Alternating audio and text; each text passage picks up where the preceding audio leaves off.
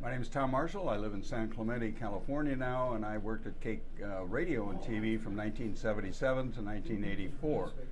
And besides covering BTK and some of that stuff, what I remember the most is just having to explain myself to Martin Umansky, usually on a weekly basis.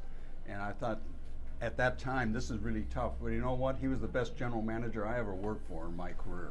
Hi, I'm Bill Revis. I worked as KAKE's managing editor from 78 to 81. And the best part of working at KAKE was, quite frankly, the staff. They were aggressive. They went after stories. We covered things like the Missile League, BTK, lots of police actions, riots, lots of news. We had the best news in the town, without a doubt. I'm retired, and I left TV news after KAKE and worked at Honeywell Aerospace for 23 years. I'm Ray Deppa, and I was the news director at KAKE for one very, very short year. But I can't, there's so many more stories. It was extremely memorable. See, I'm bald. I wasn't that way when I got to Wichita. But my fondest memory of KAKE, well, there are so many, but this guy sitting next to me, I saved his life one time. It was during, did you know that? You've never shown me any appreciation for it. You don't get any tickets for crying out loud. But during the riots, I took the news car out to collect film. We wanted to get it back and get it processed and get it on the air. And I was sitting there in this peaceful neighborhood, and then all of a sudden, here this guy has come running between houses with his camera, and about 12 thugs with baseball bats and chains running after him.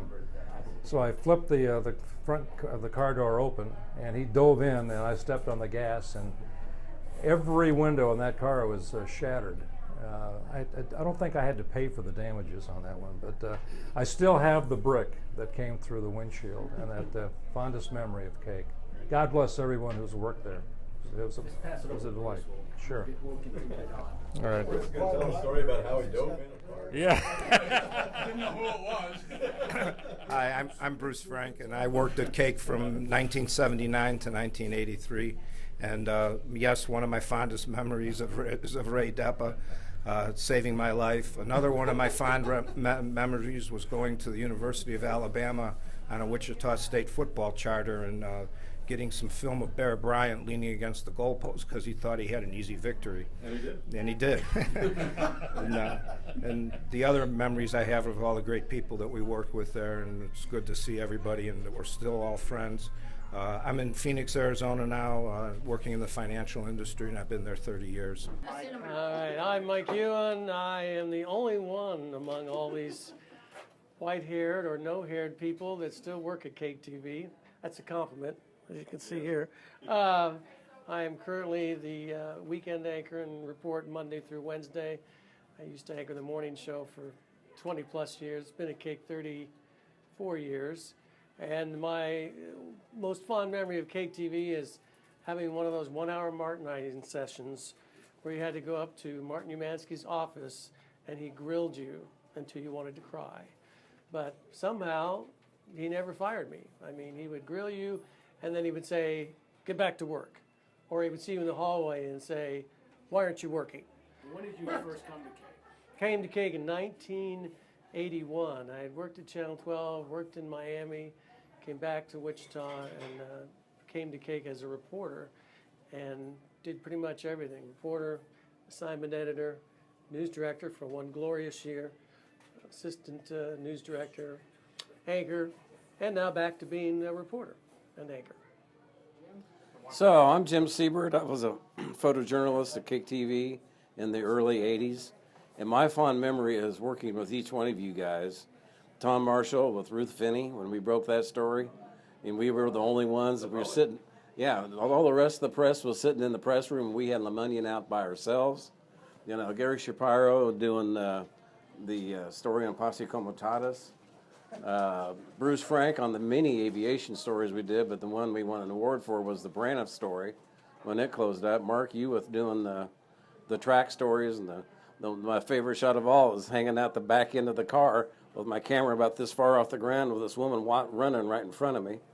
And so it's been a hoot and probably one of the biggest experiences, best experiences of my life was working at KAKE during those days? Morning.